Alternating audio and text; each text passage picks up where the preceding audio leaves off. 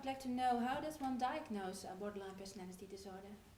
I think people overcomplicate the diagnosis, that actually the criteria are in the DSM, they're not perfect, but they're good enough for the purposes that we need for prevention and early intervention.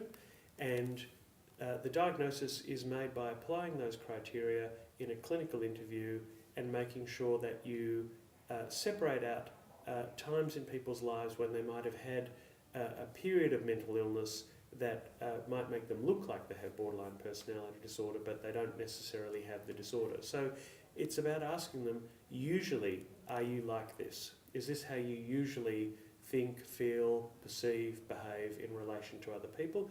And then just systematically going through the 9 diagnostic criteria. Well, you have been diagnosed with a borderline personality disorder. What did it mean for you to be diagnosed? For myself, getting my diagnosis was a relief, because I waited several years before I finally got that label so I can get the right kind of help. And do you know why it took so long before you got diagnosed? Because I was not 18 years old yet. When I was 18 years old, snap.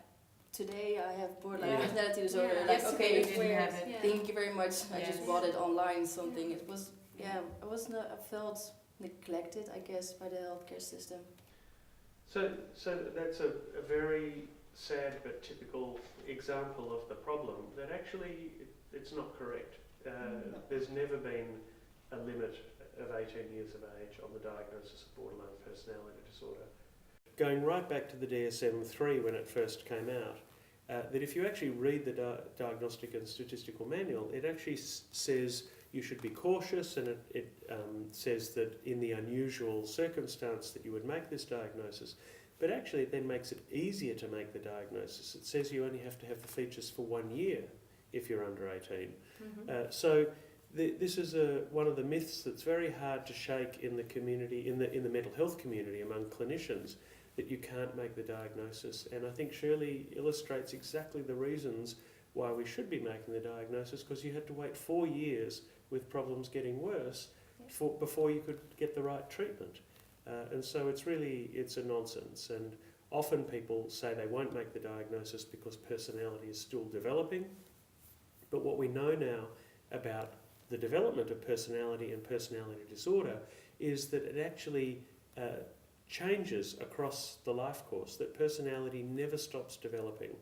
And the pace of change slows down as you get older.